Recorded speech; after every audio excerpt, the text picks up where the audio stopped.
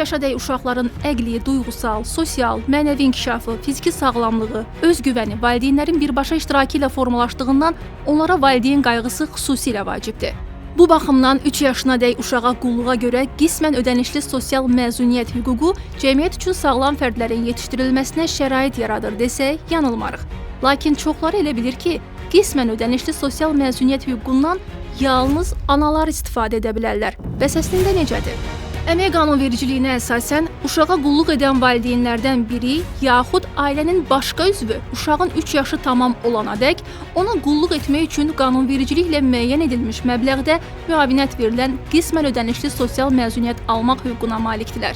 Bunun üçün uşağa qulluq edən işləyən ana və ya ata, nənə və ya baba, uşağın valideynlərinin bacı və ya qardaşı işə götürənə ərizə ilə müraciət edərək qismən ödənişli sosial məzuniyyət hüququndan istifadə edə bilər.